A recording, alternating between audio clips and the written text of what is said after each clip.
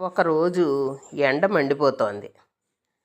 కణకణలాడే అగ్నిగోళంలా సూర్యుడు బారెడు పైకి ఎగబ్రాకే లోపే నిప్పులు చెరగడం ప్రారంభించాడు.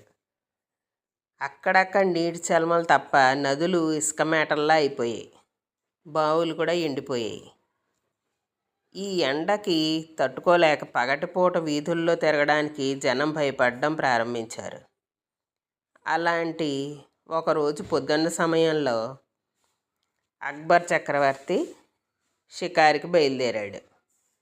ఆయన వెనకాల ఎప్పట్లాగే బీర్బల్తో సహా ఇంకా కొంతమంది ప్రముఖులు కూడా బయలుదేరారు. కొంచెం సేపు నడిచాక, ఇప్పుడు వేడి ప్రారంభం అవుతోంది, బావులన్నీ ఎండిపోతున్నాయి అని చెప్పి అక్బర్ అన్నారు. ఇలా అంటుండగానే ఆయనకి దారి పక్కనే ఒక బావి కనిపించింది. ఆ బావిలో నీళ్లు ఉన్నాయేమో చూద్దాం రండి అంటూ ఈ అక్బర్ చక్రవర్తి వెళ్ళి ఆ బావిలోకి తొంగి చూశారు. మిగిలిన వాళ్ళు కూడా ఆయన్ని అనుసరించారు, వెళ్ళి చూశారు. ఆ బావిలో ఒక్క చుక్క నీళ్లు కూడా లేవు. వర్షాలు వచ్చేదాకా ఇలాగే ఉంటుంది ప్రభు అన్నారు వాళ్ళు. బావిలోకి ఏదైనా వేసి అది నేలకి తాకుతుందా అని చెప్పి చూడడానికి ఇది అనువైన కాలం, నీళ్లున్నప్పుడు వేస్తే అలా చూడలేం అంటూ బీర్బల్ ఆ దారి పక్కనే ఉన్న ఒక చిన్న రాయిని తీసి ఆ బావిలోకి విసిరారు. అది బావిలో పడి టంగుమని శబ్దం వచ్చింది.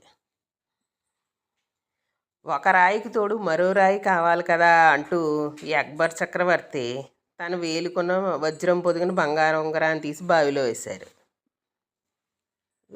దాన్ని చూసి బీర్బలు నివ్వెరపోయాడు.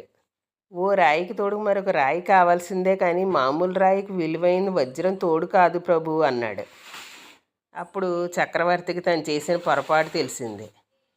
తొందరపడి ఆ పని చేసినట్టుగా గ్రహించాడు. సరే, జరిగింది ఏదో జరిగిపోయింది.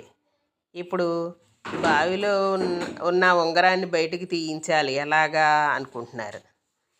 కానీ బీర్బల్, మనిషిని ఎవరినైనా బావిలో దింపి ఉంగరాన్ని బయటికి తీయించండి అన్నారు చక్రవర్తి.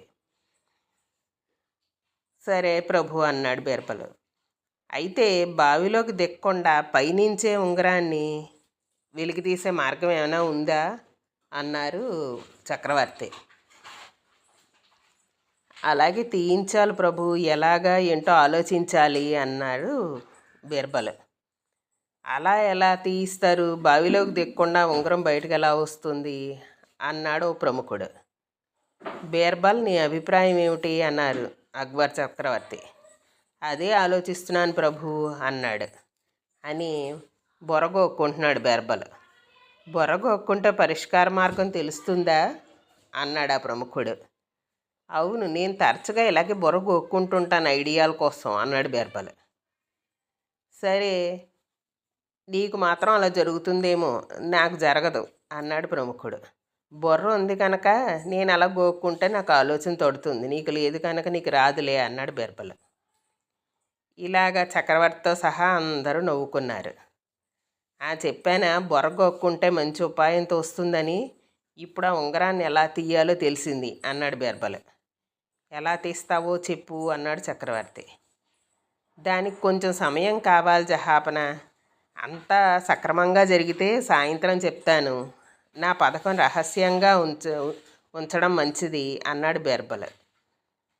సరే, ఇందులో తిరకాసు ఏమైనా ఉందా అన్నాడు ప్రముఖుడు. అది నా నైజం కాదులే అని చెప్పి బీర్బల్, ఈ పని సాధించడానికి ఒక చక్కటి ఉపాయం ఉన్నప్పుడు నాకు అడ్డదారులతో పని ఏంటి అన్నాడు బీర్బల్. సరే ప్రభు, కానీ ఈ ఉంగరానికి 2 భటులను కాపలా పెట్టండి ఇక్కడ నూతి దగ్గర, ఎందుకైనా మంచిది అన్నాడు. అంటే ఆ ప్రముఖుడు అన్నాడనమాట, బీర్బల్ మీద నాకు పూర్తి నమ్మకం ఉంది, కానీ అయినా నీ సలహాను కూడా పాటిస్తానంటూ చక్రవర్తి బావిలోకి ఎవరూ దిక్కకుండా 2 భటులను ఏర్పాటు చేసి వాళ్ళందరూ ఇంటికి వెళ్ళిపోయారు. అక్కడ ఉండిపోయిన ఈ బీర్బల్ చుట్టుపక్కల చూశాడు. చూస్తే కొంచెం దూరంలో గుడిసె, దానికి పక్కన ఓ చెట్టుకు కట్టేసిన ఒక ఆవు కనిపించాయి. బీర్బలు చకచకా గుడిసె దగ్గరికి వెళ్ళి ఎవరున్నారు లోపల అని అడిగాడు. ఒక ముసలావిడ వంగిపోయిన నడుముతోటున్న ఒక ఆవిడ బయటకు వచ్చి ఏనాయనా ఏం కావాలి నీకు, నువ్వెవరు అని అడిగింది. అమ్మ కొంచెం ఆవు పేడ కావాలంటే డబ్బిస్తాను అన్నారు బీర్బలు. ఆ భాగ్యానికి డబ్బెందుకు నాయనా, అదిగో ఆవు పేడేసింది చూడు, వెళ్ళి తీసుకో, అప్పుడే పొద్దెక్కి ఎండ కూడా కాల్చేస్తోంది అంటూ ఆవిడ గుడిసె లోపలికి వెళ్ళిపోయింది ముసలావిడ.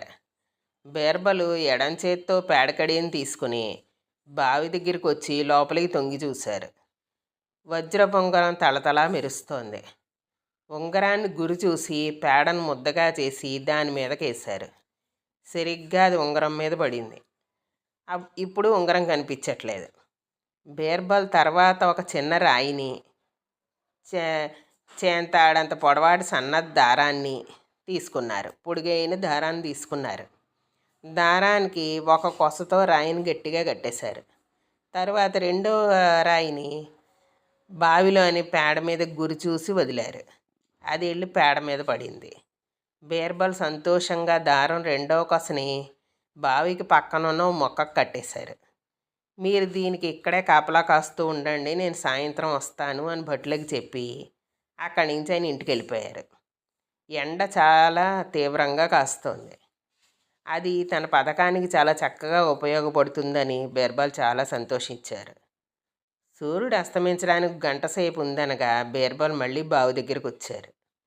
మొక్క కట్టిన దారాన్ని తీసి చేతికి చుట్టుకొని దారాన్ని బావి నుంచి జాగ్రత్తగా పైకి లాగసాగారు. దారానికి కట్టిన రాయి, దాంతోపాటు రాయి చుట్టూ ఎండకు పిడకలా ఎండిపోయిన పేడ లోపల చక్రవర్తి వజ్రపు ఉంగరం అన్నీ పైకి రాసాగాయి.